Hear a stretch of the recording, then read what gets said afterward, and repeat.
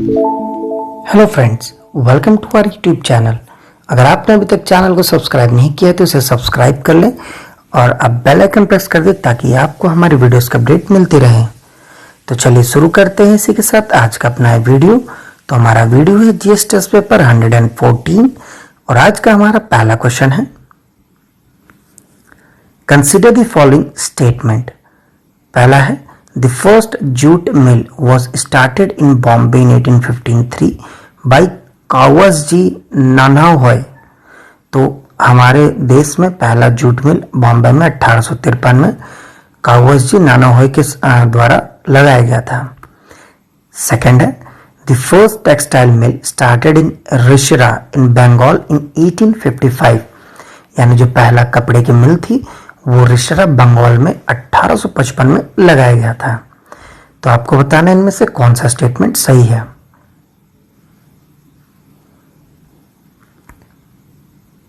तो उसका सही आंसर है D, neither one not two, यानी कि दोनों ही स्टेटमेंट गलत है। जो जूट मिल है वो रिशरा बंगाल में था और जो कॉटन मिल है वो बॉम्बे में था। तो चलिए इसी के साथ बढ़ते हैं अपने अगले क्वेश्चन की तरफ। Question number 2, Which of the following represents specific humidity of air? 4 option दे रखे हैं, आपको बताना कौन सा स्पेसिफिक ह्यूमिडिटी ऑफ एयर को रिप्रेजेंट यानी कि दर्शाता है।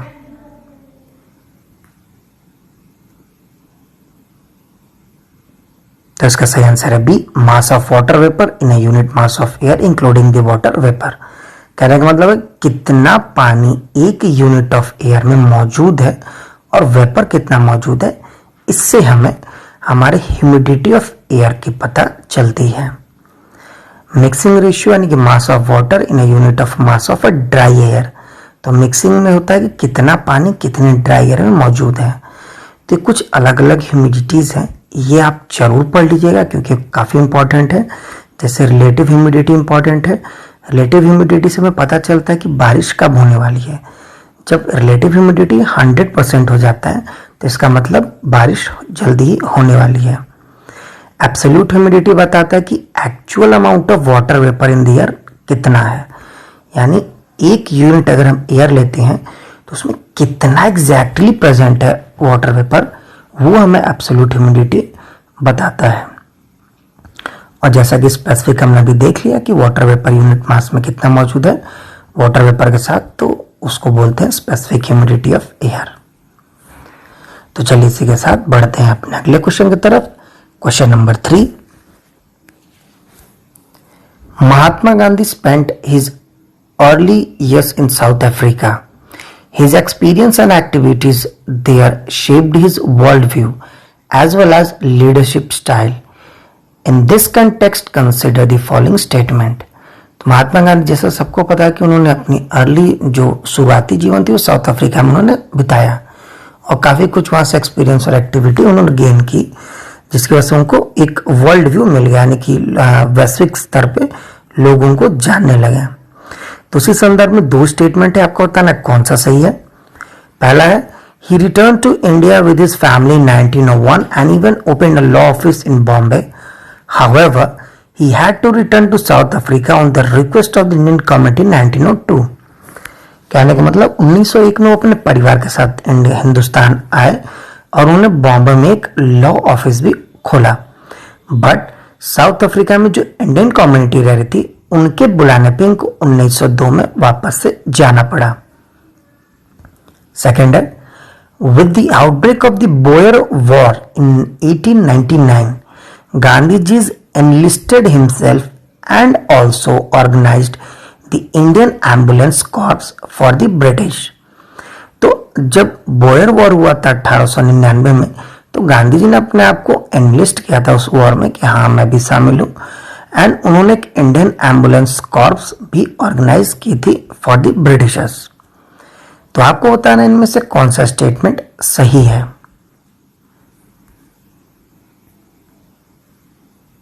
तो इसका सही आंसर है सी, बोथ 1 and 2, यानी कि दोनों ही स्टेटमेंट गांधी जी के संदर्भ में सही है। तो चलिए बढ़ते हैं इसी के साथ अपने अगले क्वेश्चन की तरफ। Question number 4, Which among the following statements are correct regarding the first Factory Act 1881? जो पहला फैक्ट्री एक्ट 1881 में आया था उसके संदर्भ में 4 स्टेटमेंट है। आपको बताना है कौन सा स्टेटमेंट सही है। पहला है it was passed by Lord Ripon, यानी कि इसको लॉर्ड रिपन द्वारा पास किया गया था। सेकंड है it prohibited the employment of children below the age of 7 year in the factories, यानी कि जो मजदूरी होती है, बाल मजदूरी जिनको बोलते हैं, उसको ये मना करता था, यानी कि ये एक्ट में वो गैर कानूनी था बाल मजदूरी। थर्ड है it provided for a weekly holiday for all the worker, यानी इसने हफ्ते में एक छुट्टी सारे वर्कर को देने के लिए मंजूरी दी थी। चौथा है the act also provided for the proper fencing of dangerous machinery, यानी जो खतरनाक मशीनें थी उनको एक घेरने की बात, फेंसिंग करने की बात इस एक्ट में कही गई थी। तो आपको बताने इनमें से कौन सा स्टेटमेंट सही है।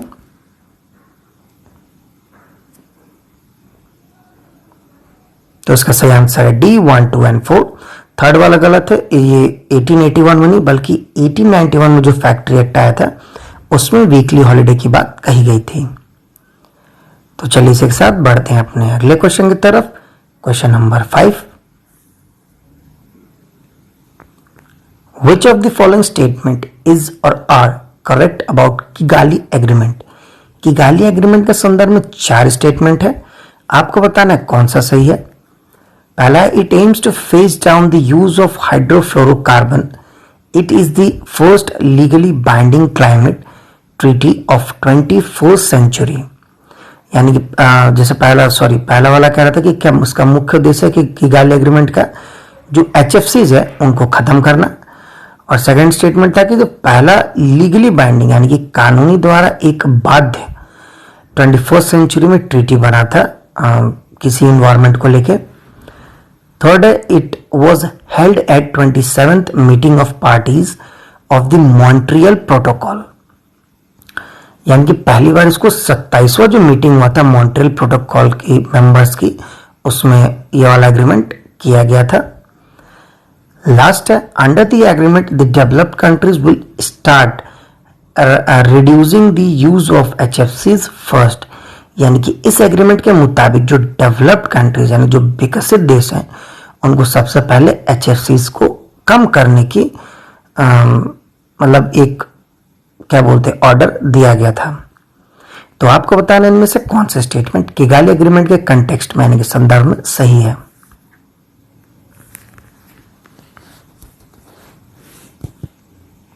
तो इसका सही आंसर है B 1, 2 एंड 4।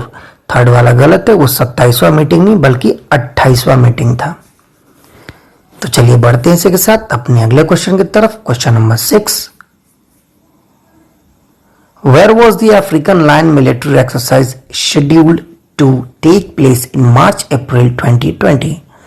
जो मार्च अप्रैल 2020 में अफ्रीकन लायन मिलिट्री एक्सरसाइज होनी थी वो कहां होनी थी आपको बताना है।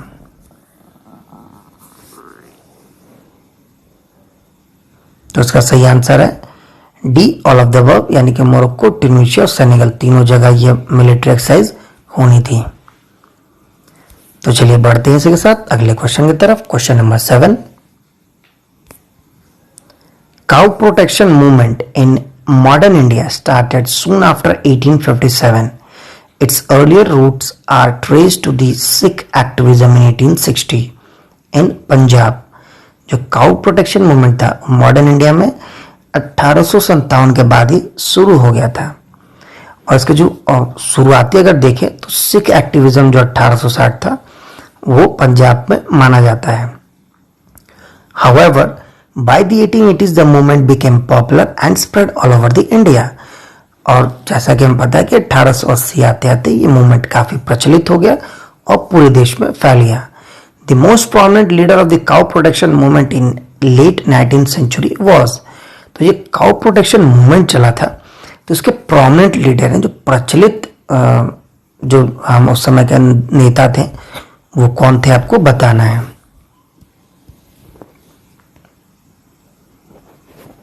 तो इसका सही आंसर है ए स्वामी दयानंद सरस्वती। तो स्वामी दयानंद सरस्वती इसके सबसे प्रमुख लीडर माने जाते हैं।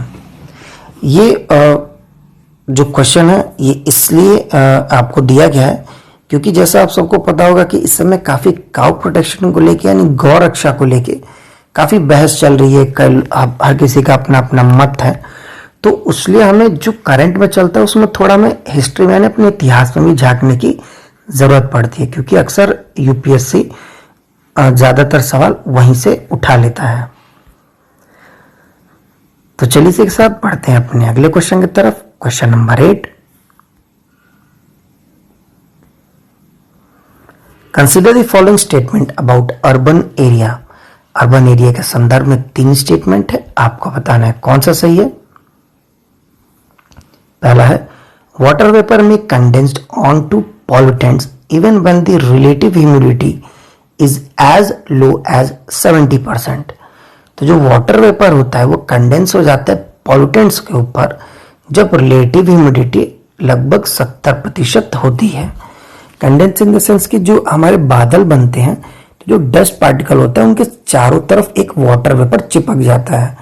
वो इतने हल्के होकर ऊपर जाके धीरे धीरे वो ठंडे होके बादल बनाते हैं, और फिर जब वो आगे ठंडा होता है तो वो बारिश हो जाता है। तो सेकंड स्टेटमेंट है, टेम्परेचर इन्वर्जन एनहांसेस पॉल्यूशन, यानी जब टेम्परेचर इन्वर्जन होता है यानी कि नीचे अगर गर्म है तो अचानक से ठंडी अगर शुरू हो जाए तो इससे पॉल्यूशन बढ़ता है, ऐसा स्टेटमेंट कह रहा है। थर्ड है, precipitation is generally greater than surrounding country side. जो बारिश होती है वो आसपास की जगहों से ज्यादा उस जगह पे होती है अर्बन एरियाज में। तो आपको बताने में से कौन सा स्टेटमेंट सही है। तो इसका सही आंसर है डी 1, 2 एंड 3, यानी कि तीनों स्टेटमेंट सही है।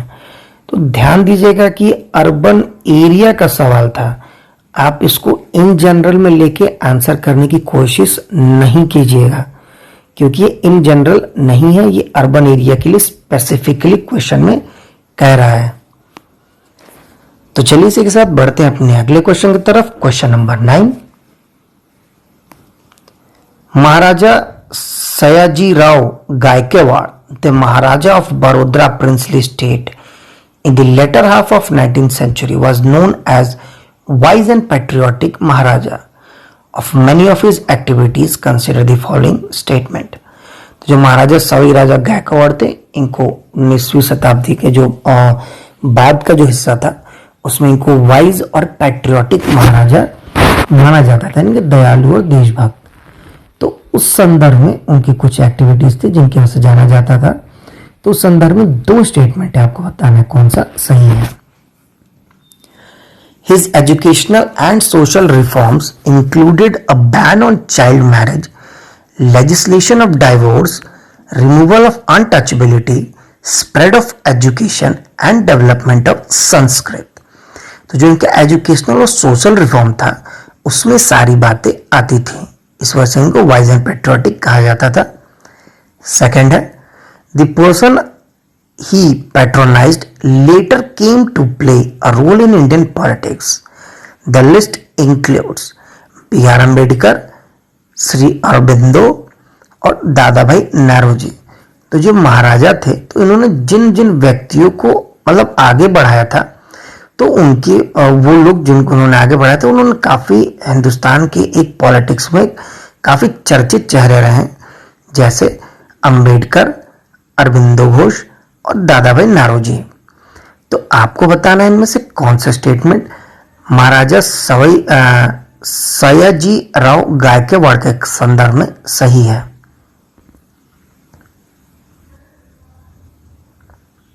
तो इसका सही आंसर है सी, बोथ 1 एंड 2, यानी कि दोनों ही स्टेटमेंट सही है। तो चलिए बढ़ते हैं इसी के साथ अपने आज के आखिरी क्वेश्चन नंबर 10 की तरफ। Conservation of endangered species requires conservation of its, यानी किसी इंडेंजर्ड स्पीसीज को अगर हम संरक्षा करते हैं यानी कि उसकी मतलब उसको बचाते हैं तो हमें क्या बचाने की जरूरत पड़ती है, आपको बताना है। तो इसका सही आंसर है D, all of the above, यानी कि पॉपुलेशन बचाने की जरूरत पड़ती है, उनके हैबिटेट यानी जहां वो रहते हैं उसको बचाने की जरूरत पड़ती है, और नीश मतलब होता है फाउंडेशनल वैल्यूज, यानी जहाँ से उनकी उत्पत्ति होती है उसको भी हमें बचाने की ज़रूरत पड़ती है, तभी वो एंडेंजर्ड स्पीसीज को हम बचा सकते हैं। तो तीनों चीज़ बचाएंगे तभी जाके वो बचेंगी। तो इसी के साथ आज का हमारा वीडियो समाप्त होता है, लेकिन जाने से पहले हम आपको हमारा जो लास्ट वीडियो था यानी जीएस टेस्ट पेपर 113, तो उसका जो क्वेश्चन ऑफ द डे था उसका आपको आंसर बता देते हैं। तो जो हमारा क्वेश्चन ऑफ द डे था वो ये था कि which one of the following is not an old folded mountain, यानी इनमें से कौन सा पर्वत ओल्ड फोल्ड माउंटेन में नहीं आता है, आपको बताना था। तो उसका सही आंसर है सी, एंडीज माउंटेन। एंडीज माउंटेन आपके साउथ अमेरिका में आते हैं। ये यंग फोल्ड माउंटेन है, और अदर यंग फोल्ड माउंटेन जो और नए नए जो यंग फोल्ड माउंटेन है वो है रॉकी, एल्प्स माउंटेन और हिमालयाज। रॉकी आपका नॉर्थ अमेरिका में आता है, कैलिफोर्निया रीजन पे। एल्प्स माउंटेन आपके फ्रांस, जनरली फ्रांस, ऑस्ट्रिया, ये सारे रीजन में आती है। और हिमालयस जैसे आप सबको पता है हमारे इंडिया में आता है। तो कुछ एग्जाम्पल्स हैं जो आपको हमेशा याद रखने चाहिए, क्योंकि अक्सर ऐसे सवाल आते रहते हैं। तो चलिए इसी के साथ जाने से पहले हम आपको आज का यानी जीएस टेस्ट पेपर 114 का क्वेश्चन ऑफ द डे दे देते हैं। तो आज का हमारा क्वेश्चन ऑफ द डे है, who recently resigned from the board of software group corporation of Japan. किसी ने हाल ही में बोर्ड ऑफ जो सॉफ्टवेयर ग्रुप ऑफ कॉर्पोरेशन था जापान का, उससे रिजाइन किया है। तो आपके ऑप्शन है A Jack Ma, B Mukesh Ambani, C Bernard Ernst और डी वॉरेन बफेट। तो काफ़ी महत्वपूर्ण सवाल है, क्योंकि एक बहुत बड़ी सॉफ्टवेयर कंपनी देश में कई सारे विकसित देशों को ये सॉफ्टवेयर प्रोवाइड कराती है। तो ये काफ़ी चर्चाओं में भी रहा था। तो आई होप आप सबको इसका आंसर पता हो। तो जाने से पहले आपको अगर हमारा वीडियो अच्छा लगा हो तो इसे लाइक करें, शेयर करें और हमारे चैनल को जरूर सब्सक्राइब करें। साथ ही आप हमें नीचे कमेंट बॉक्स में हमारे क्वेश्चन ऑफ द डे का आंसर ज़रूर दें। तब तक के लिए thank you for watching and bye bye.